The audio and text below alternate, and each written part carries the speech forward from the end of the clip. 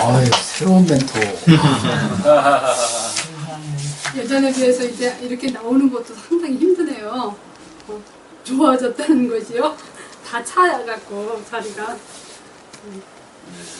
저도 이제 역사책, 그러니까 역사하면은 그러니까 과거에 뭐 어떤 그런 사건을 가지고 이렇게 그런 건 줄 알았어요, 이 책이. 그래서 이렇게 봤는데 너무너무 어렵고 막 무슨 말꼬리 잡고 무슨 장난하는 것 같고 막 그래갖고 너무 힘들더라고요. 그래서 한 서너 번은 읽었는데요. 그래도 아직까지는 잘 모르겠어요.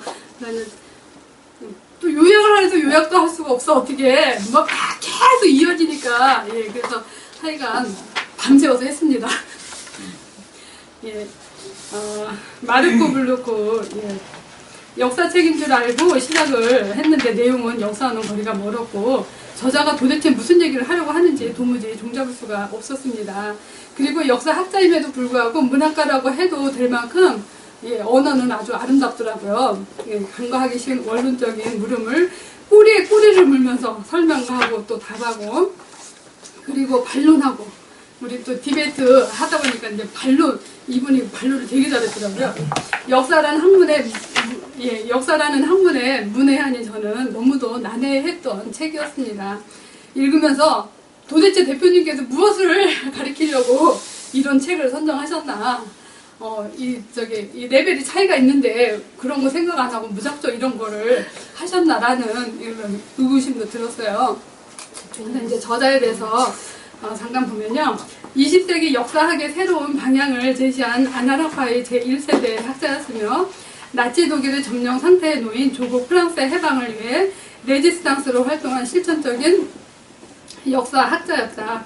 아나라파란 정치사라고 할 수 있는데요. 거대한 정치적인 사건들을 중심으로 영웅을 중심으로 기술되는 역사학의 허점을 비판하고 우리들이 이름 없는 선조들이 어떻게 살았고 또 어떤 가치관을 가지고 있었는지를 연구하는 학파였다고 합니다. 29쪽 보면은 그 아나라파에 대해서 좀 나와 있습니다. 그리고 이제 유대인이기도 한 저자는 프랑스인으로서의 긍지를 끝까지 고집하여 프랑스를 향한 사랑을 되게 애국자였었어요. 예, 그러한 사수한 역사가였다. 1차 세계대전 때 입대하여 종군했고 2차 세계대전이 일어난 1939년에 다시 연구실을 박차고 나가서 자원 입대하였습니다. 그때가 53세에 6자녀를 거느린 그였지만 조국을 사랑하는 마음은 대단했던 것 같아요. 프랑스가 패배하자 귀국하지만 비시 정권의 유대인 배척법에 따라 교단에서 쫓겨나서 이제 레지스탕스 운동에 참여를 합니다. 1944년 3월 비시 정부의 친독의용대 체포되어 감옥에서 혹독한 고문과 신문을 받은 뒤 같은 해 6월 16일에 독일에 저항한 26명의 프랑스인과 함께 처형을 당합니다. 특히 이 책은 저자가 레지스탕스로 운동하면서 틈틈이 저술한 것이며 처형당할 즈음 모두 완성되지 않은 것을 대학에서 만났던 평생의 학문적 동반자였던 리시엥 페브로이에게 부탁을 해갖고 이 세상에 나오게 되죠. 저자는 수많은 위협을 받으면서도 문학가라고 할 만치 아름다운 글을 썼습니다. 역사가들에게 던진 경종의 글이기도 한 것 같고요. 고증학적 엄격성의 노예가 됨으로써 이거는 현실 이해라는 유용성을 지니지 못한 채 과거라는 지하 감옥에 격리되어 있던 역사가들을 위한 글이며 역사는 과학적이지 못하고 단지 사실을 합리화시키기에 급급한 도구에 불과하다는 비난, 즉 역사 무용론에 맞서 제기한 역사를 위한 변론의 글이기도 합니다. 이제 서론에 들어가면요. 처음에 그렇게 시작을 해요. 아빠, 도대체 역사란 무엇에 쓰는 것인지 저에게 설명을 좀 해주세요. 라는 아들의 순수한 질문에 대한 대답으로 역사를 위한 변명을 구상하기 시작했다고 합니다. 그리고 프랑스가 패전하던 날 참담한 패배 앞에서 한 젊은 장교가 역사가 우리를 배신했다고 생각해야 할까라고 이제 중얼거리는 소리를 들으면서 아들의 물음과 하나가 되어서 박물관 지하 감옥에 갇혀있던 형식적인 역사학을 이제 이렇게 세상에 꺼내게 됩니다. 역사는 과거에 관한 학문이라는 것을 단호히 거부하고 역사학의 대상은 본래 인간들임을 강조합니다. 그리고 역사를 과거의 한 사건에 관한 단순한 기록이 아니라 시간 속의 인간들에 관한 학문으로 정의를 합니다. 사건 중심의 역사를 강조하는 게 아니고 인간 중심의 역사를 강조를 하고요. 역사라는 학문이 개인적으로 위안을 준다는 사실을 강조해만 합니다. 학문은 누구에게나 흥미로운 것이다. 하지만 학자는 그중 하나만 선택할 수 있을 뿐이다. 36쪽입니다.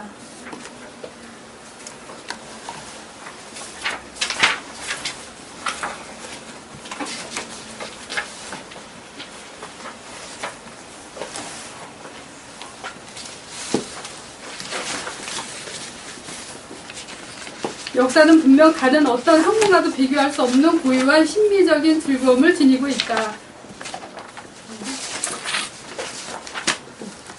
하지만 학자는 그중 하나만 선택할 수 있을 뿐이다. 자신을 헌신할 수 있는 하나의 학문을 발견하는 것, 그것이야말로 천직이라 부를 수 있다. 부정할 수 없는 이런 역사의 매력은 이미 그 자체로서 성찰해 볼 만한 가치가 있다라고 36쪽에 있고요. 그리고 이제 42쪽 보시면요. 역사는 분명 다른 어떠한 학문과도 비교할 수 없는 고유한 심리적인 즐거움을 지니고 있다. 인간의 상상력을 사로잡기 때문이다. 인간의 정신을 연구 대상으로 하는 모든 학문과 마찬가지로 역사는 합리적 인식의 장에 늦지막이 도착한 지각생이다. 좀 더 정확히 표현하자면 역사는 오랜 세월을 이야기하는 태아의 형태로 지냈고 오랫동안 허구에 시달렸으며 그보다 더 오랫동안 가장 직접적으로 파악할 수 있는 사건에 집착해 있었기 때문에 분석의 합리적 시도로서는 미숙한 단계에 있다. 42쪽이고요. 뒤르갱의 위대한 노력 때문에 좀 더 깊이 있는 분석을 할 수 있게 되었고 좀 더 가까이에서 문제를 파악할 수 있게 되었으며 감히 말한다면 값싼 대가를 치르고 사고할 수 있게 되었다. 나는 직업적인 역사가들, 특히 젊은 역사가들이 우리 직업에 대한 망설임과 끊임없는 후회에 관해 늘 곰곰이 생각해보는 습관을 가졌으면 한다. 이러한 습관이야말로 그들이 신중한 선택을 통해 스스로 합리적인 노력을 기울여갈 준비를 갖추게 해줄 수 있는 가장 확실한 방법일 것이다. 이게 아마 끝쪽일 거예요. 그러면서 47쪽이네요. 나는 무엇보다 젊은 학자들이 범위가 넓어지고 깊이가 깊어진 역사학 쪽으로 점점 더 많이 모여들기를 바란다. 만약 내가 쓴 이 책이 그들에게 도움이 될 수 있다면 이 책이 완전히 쓸모가 없는 것만은 아니라고 생각한다라고. 그러니까 이 서론에서는 많은 사람들이 역사에 관심을 갖고 역사학을 이렇게 학문으로 이거를 선택하기를 바라는 마음이었던 것 같아요. 그리고 1장 54쪽을 보시면요. 전통적으로 시간의 흐름 속에 그 중간쯤이요. 변화하는 것에 관한 모든 연구를 기꺼이 역사라고 명명했다. 이러한 습관이란 누구의 눈에도 명확하게 드러나기 때문에 위험스럽지 않다. 학문의 지형도를 자세히 검토해보면 한편으로 모든 사실을 설명하려면 두 분야가 반드시 제휴해야 할 필요가 있는 중첩되는 지점이 있고 다른 한편으로는 하나의 현상이 설명되고 그 결과를 학문으로는 해명하지 못할 때 그 해명이 결국 다른 학문으로 넘겨지는 과도점이 있음을 알게 된다. 아까 그 대표님이 처음에 말씀하셨던 그거예요. 단순히 역사학뿐만이 아니고 이렇게 상호 보완하고 그렇게 해야 된다는 거죠. 지질학이나 아니면 뭐 고고학이나 이렇게.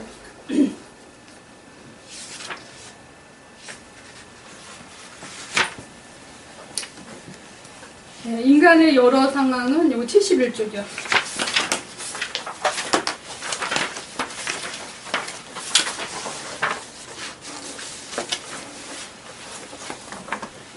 인간의 여러 상황은 한 세대 또는 두 세대 사이에 급격하면서도 총체적인 변화를 겪게 되는 것이므로 따라서 어떤 오래된 제도나 어떤 전통적인 행동 양식도 실험실과 공장에서 일어나는 변화를 피할 수 없으리라는 것이다.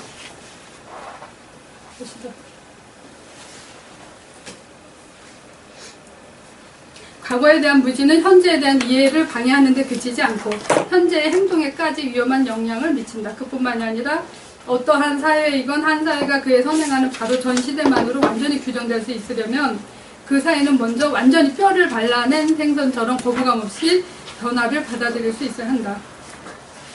76쪽이네요.